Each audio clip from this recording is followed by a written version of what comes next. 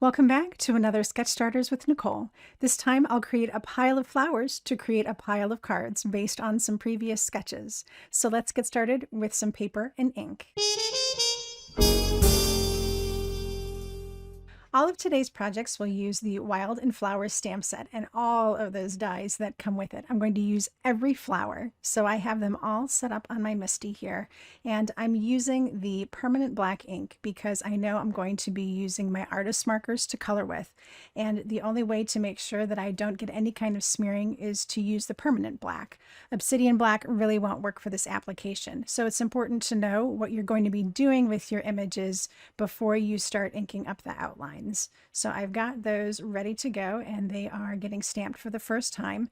Now, sometimes I notice with my permanent black that I need to stamp it twice, and that's okay. That's why we've got something like our stamp positioner tool to make sure that we can get a really good impression. So I'll simply ink that up for a second time and we'll get a good impression and be able to move on with our coloring.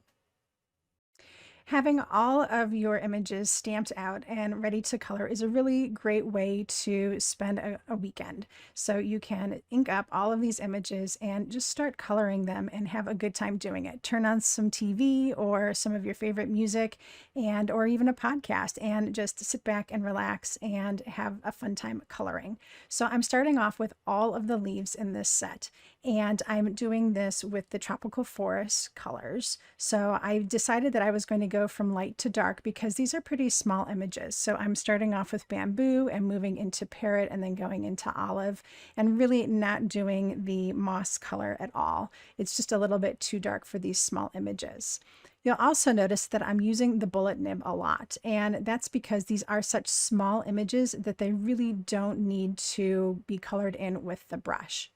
Now that I'm moving into some of the larger images, I'll use the brush nib because I can get a better flick stroke that really will help to have those colors blend together. So I finished all of my leaves and I'm moving into the oranges, and these are from the Warm and Cozy set. So again, I'm starting with the lighter shades and then I'll move into the darker shades. And using the brush nib on this one allows me to fill in all of that color much more quickly and get me a nice even blend on the ink there. So I started with the lightest shade, which is Orange Cream, and then I moved into Sunkissed. And now I can do just those nice little flicky strokes. And you can see that I'm going from a flick on the outside as well. So every time one of these flowers has a little indent in its petal, I'm putting a flick stroke there in a darker shade. And that actually helps to create a little bit of a crease in your flower and make it look much more lifelike. So every time you see one of those little bends in the edge of a petal, go ahead and put a little flick stroke in there to help make it look like there's a little bit of a crease in there. So I came back in with the Fire Brick. Actually, I came back in with the Autumn Blaze and then finished that up with Fire Brick. So I've got that first flower there done, and I'm going to go back through and pick 2 or 3 more flowers that I'm going to turn into a beautiful orange shade. And you can see here, sometimes I'm starting lightest to darkest, sometimes I'm going darkest to light. In this case, I'm doing darkest to light because I want to keep this flower a little bit more light in color. So I don't want to have a whole bunch of layers of the alcohol marker on it. Every time you add a layer of color, you're truly darkening that particular shade. So if you keep adding layer over layer over layer, it's just going to keep getting darker and darker and darker, and it's really not going to look good. So if you want something light, start off with your darker markers in the centers and where the shadows are going to be, and then work out to your lighter shades. This will keep you from adding too many layers. All right, so I've got all of my oranges done, and now I'm going to move on to the reds, and I'm using the Red Sunset marker set for this. And for this cute little flower here, I decided I wanted it to be super light. So I'm going to avoid the darker colors almost completely. So I'm starting with blush, and then I'm going to do just the tiniest bit of rouge for a little bit of a shadow in there. I will come back with Crimson and Velvet just to give them a hair more depth It really just needed a little bit of something. Even though I want this to be a super light flower, it really does need to have depth. So adding in just the tiniest bit of those darker shades really does help a lot. And that's where the bullet nib really comes in handy for such small images. So for these final layers of shadowing, I'm using the bullet nib exclusively. When I move into another small flower, again, I'll go for the bullet nib instead of the brush nib, just because I have more control. I can make sure that I stay inside the lines, and I can get some really fine, petite flick strokes just on the insides there without going too crazy with it. And this particular flower, I'll even go for just the teeny tiniest little flick on the ends there. And that really helps just kind of perk up that flower a little bit.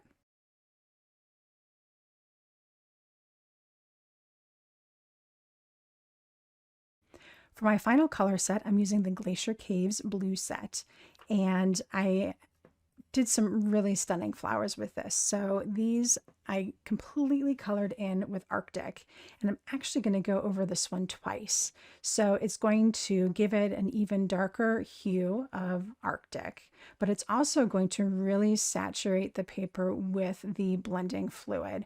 And what happens when it's really saturated is that the inks that you put over it are going to start to move even faster. So all of the blues that I add in on top of this, starting with the Caribbean sky, they just really start to push out and blend out really fast. So this was a calculated move on my part. I wanted to get something really flowy in here, so I added a whole bunch of that Arctic to begin with to really get the ink to push out fast. Again, I come back with the bullet nib just to get in the tiniest bit of the darkest shade of blue, which in this case was sapphire. All right, I have everything all colored and die cut out, and now I'm ready to start working on some projects with all of those beautiful flowers. So I have the altenew Celebrate 6x6 paper, and this one is cut down to 4 by 5 1/4. I'm going to add some gold ink spray on it using the antique gold, and I'm going to use a brush. I like to use a brush because I get a little bit more control from that versus trying to use the little wand on the inside of the bottle. So I just spray a little bit here and then decide that I need a little bit more. So I'll go back into the bottle and add some more. Now I've got everything all complete and ready to go. So now it's time to work on some arrangements, and this is where the sketches come into play. So I pulled out an old sketch. This is sketch number 6 from earlier this year, and you can see here that it's got 2 circles with a sentiment strip. And I thought at first that maybe I would go for a larger and a smaller flower, but it really just needed 2 flowers that were about the same size. So I went for 2 larger flowers, and then started to decide how I was going to arrange everything. These will also need a few bits of greenery to really bring everything to life. So I added a little bit of liquid adhesive to the orange flower in the background, and I just put it in the center so I could manipulate it and move it around a little bit. It's not going to dry hard onto the cardstock right away, so I do have a little bit of wiggle room to move that one around a little bit.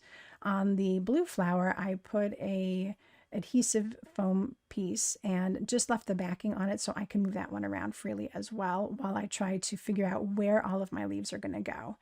So even though I'm only working with 2 flowers here, I still want to have an angled kind of triangular pattern. And you can see in the sketch that it kind of hints at a triangle, or at least a nice angled look. So I fiddled around with the leaves, and you can see that took probably the longest for me to figure out exactly where all those were going to go. And I even had to move that orange flower a little bit. So now I've got everything where I think I want it to go, so I'll start gluing things into place. So first I'll add in that back leaf, and then I will curl up the flower petals with my fingers here. And that was just a nice unintended thing. When I realized that I didn't have the whole thing glued down, I could give it a little bit more dimension by just finger curling those petals, and that really gave it a nice look. So then I glued these 2 flowers together next and put a little bit of adhesive on them to attach them to that blue flower. So those are going to become a single unit.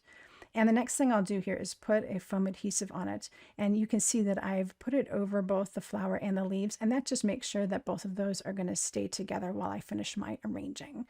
So before I commit to anything else, I'm going to put my sentiment strip in place and then figure out where I want everything to go in its last positioning. So I know that that sentiment strip is going to go across that flower because the sketch has told me that that's where it should go. So then I really fiddle around with that final leaf and decide, oh, it really does need to go on the top here.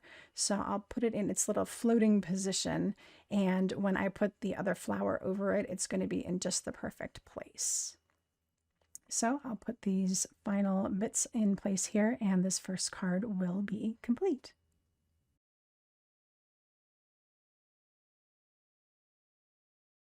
For our second project, I'm going to use yet another piece of cardstock from the Celebrate 6x6 paper pack, and I did add some antique gold spatter to this one as well. So that piece is all ready to go, and it is set to 4 1/4 by 5 1/2, and I have my sentiment already set up in my MISTI.